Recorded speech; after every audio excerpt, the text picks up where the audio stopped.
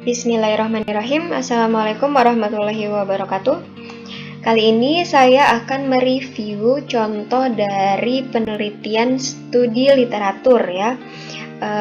Di sini saya menggunakan jurnal karena tidak menggunakan skripsi secara langsung ya. Kalau skripsi itu kan belum boleh dipublikasi, tapi kalau jurnal boleh dipublikasi dan boleh disebarkan ke rekan-rekan semuanya. Oke, sebelumnya banyak pertanyaan, gimana sih cara membuat penelitian studi literatur gitu? Apalagi bagi mereka yang sudah biasa membuat atau membaca penelitian eksperimen dan penelitian pengembangan. Pasti mereka bingung gimana sih studi literatur gitu. Dan sekarang referensinya masih lumayan sedikit ya. Iya, karena kebanyakan untuk penelitian pendidikan itu menggunakan penelitian eksperimen, PTK, atau R&D. Untuk studi literatur tentu masih jarang.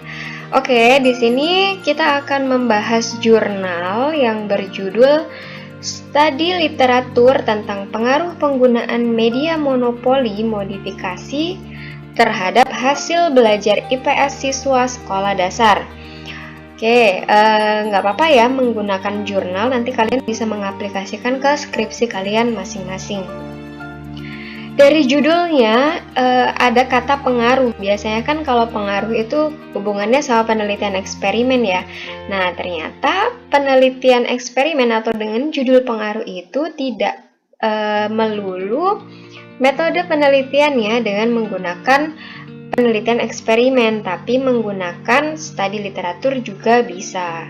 Oke, kita baca di sini untuk abstraknya dijelaskan bahwa si peneliti melakukan penelitiannya dengan penelitian studi literasi dengan mengkaji atau menganalisis penelitian tentang penelitian kualitatif, penelitian PTK, dan penelitian R&D. Gitu. Jadi, ini ya teknik pengumpulan datanya menggunakan studi literatur. Nah, literatur yang digunakan itu dari penelitian kualitatif, penelitian PTK, dan penelitian pengembangan atau R&D. Tuh. Jadi nanti kalau misalnya kalian menggunakan studi literatur, nah literaturnya atau jurnal-jurnal yang nanti kalian akan analisis itu boleh berasal dari penelitian kuantitatif, penelitian tindakan kelas, dan penelitian pengembangan. Seperti itu ya kalau di jurnal ini. Oke, nah untuk jumlahnya berapa sih jumlah jurnal yang akan kita analisis kalau misalnya kita mau penelitian menggunakan studi literatur gitu ya? Itu sebenarnya sesuai dengan kebutuhan, tapi lebih bagus, lebih baik seperti data. Kalau misalnya data yang kita peroleh lebih banyak, itu kan berarti penelitian kita lebih akurat ya. Gitu. Tergantung juga sama pembimbing, dosen pembimbing kalian mintanya seperti apa. Oke, kita lanjutkan.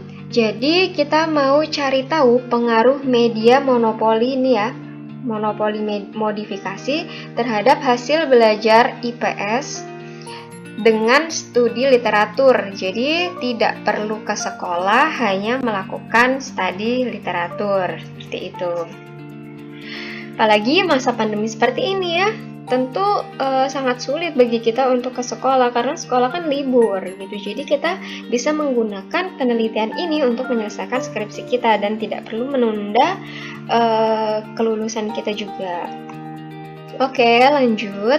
Di latar belakang atau di bab 1 ya, kalau di skripsi itu seperti biasa kalian ceritakan apa latar belakang dari penelitian kalian. Kemudian di bab 2 juga masih seperti penelitian eksperimen atau R&D pada umumnya. Nah, yang membedakan itu adalah di bab 3, metode penelitian. Di sini kalian harus menekankan bahwa penelitian kalian itu merupakan penelitian studi literatur dengan menggunakan sumber data sekunder. Oke, itu ya, paham ya? Oke, bisa dibaca di sini. Dalam penelitian ini, peneliti mencari dan mengumpulkan data-data berbagai hasil penelitian yang bersumber dari skripsi artikel ilmiah dan jurnal yang relevan dengan tema penelitian.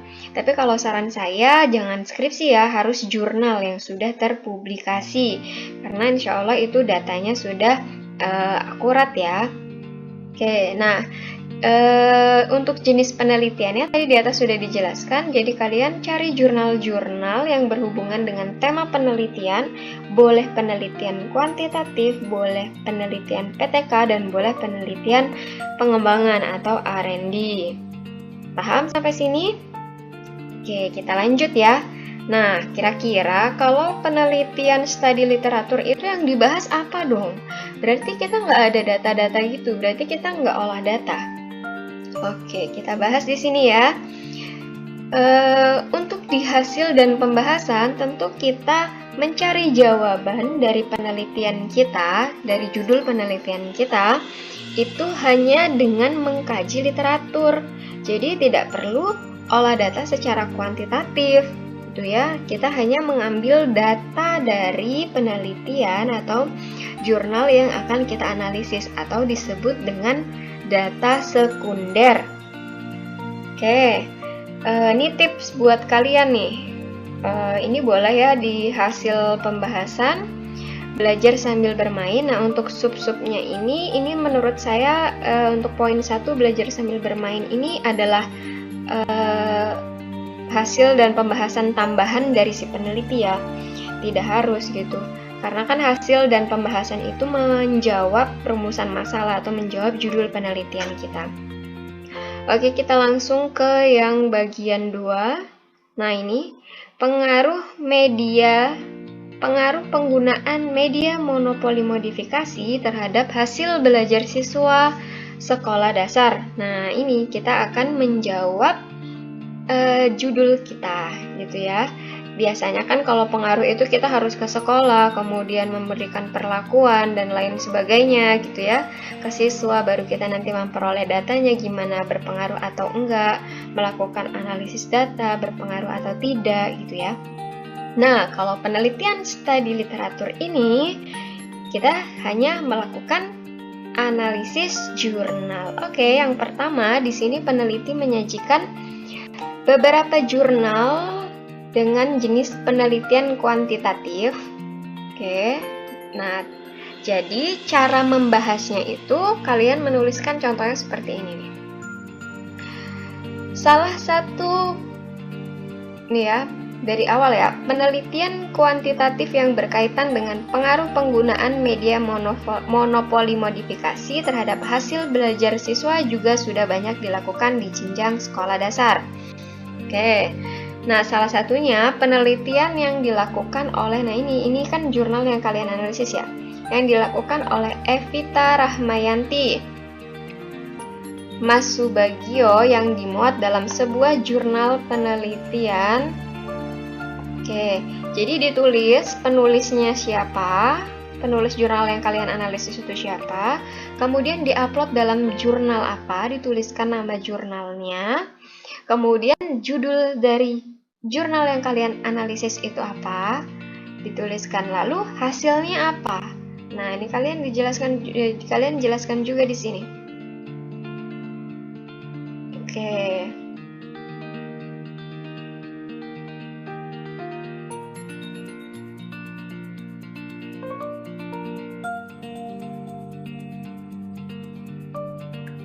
Lalu dijabarkan, nih, hasil penelitian ini menunjukkan bahwa terdapat pengaruh penggunaan media monopoli. Nah, kira-kira berpengaruh atau enggak itu dijelaskan. Itu ya. Kemudian kalau misalnya ada jurnal yang tidak berpengaruh, kalian juga jelaskan nama jurnalnya apa, hasil penelitiannya apa, kira-kira mengapa tidak berpengaruh, itu juga kalian jelaskan di sini. Nah, kalau misalnya kan banyak sekali tuh jurnal yang berhubungan sama tema penelitian yang akan kalian teliti dan hasilnya sama-sama berpengaruh, kalian bisa menuliskannya seperti ini.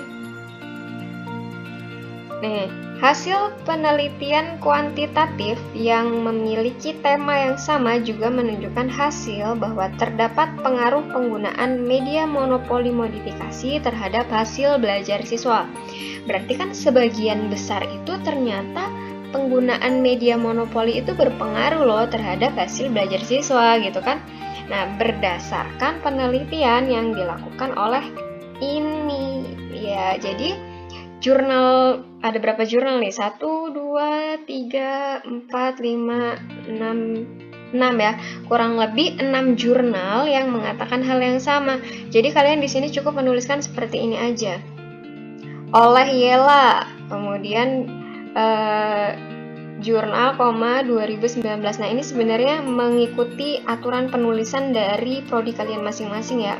Kalau ini menulisnya seperti ini, tapi ada juga yang menulisnya dalam kurung tahun tidak perlu ada kata jurnal seperti ini. Itu nanti diperhatikan lagi tata tulis skripsi di prodi kalian masing-masing. Oke, intinya seperti itu ya. Jadi hasilnya itu diperoleh dari kita menganalisis jurnal. Kemudian kita ceritakan di bab 4. Oke, mudah ya. Selanjutnya ini dari penelitian tindakan kelas. Nah, ini jadi jurnal-jurnal yang hasil PTK, hasil penelitian tindakan kelas. Nah, hasilnya tuh gimana sih? Kira-kira monopoli itu berpengaruh nggak terhadap hasil belajar siswa? Oke, ceritakan di sini berdasarkan jurnal yang mana nih? Hasil dari beberapa penelitian PTK yang dilakukan oleh jurnal ini ya. Membuktikan juga menghasilkan bukti yang sama bahwa penggunaan media monopoli itu bisa meningkatkan hasil belajar. Oke, mudah ya. Oke, selanjutnya seperti itu sama untuk yang hasil penelitian pengembangan dari R&D. Tips buat kalian, sebenarnya ini adalah keterampilan dalam membaca dan menulis ya. Membaca hasil penelitian orang dan menuliskan kembali ke penelitian kalian. Kalau misalnya penelitian eksperimen kan kalian teknik analisis datanya harus bagus ya. Nah, kalau untuk studi literatur itu kalian teknik analisis jurnalnya itu harus bagus. Jadi dibaca benar-benar kemudian kalian tuangkan ke R&D. Ingat, jangan plagiasi. Dipelajari lagi gimana caranya mengutip jurnal. Oke. Kemudian kalau bisa cari jurnal-jurnal yang banyak ya. Oke. Dan konsultasikan ke dosen pembimbing kalian. Oke, untuk bab 4 cukup ya. Lalu untuk bab 5 kesimpulan sama pada penelitian pada umumnya. Oke, terima kasih. Jika ada yang ingin bertanya, boleh komentar di YouTube. Kemudian untuk file ini insya Allah akan saya upload di deskripsi ya. Atau enggak kalian bisa minta komen dan minta file, nanti akan saya kirimkan. Oke, don't forget to subscribe, like, comment, and share video ini. Semoga kalian sukses, cepat wisuda, dan jangan menyerah meskipun ada pandemi. Jadi kalian tetap harus menyelesaikan apa yang harus kalian selesaikan. Assalamualaikum warahmatullahi wabarakatuh.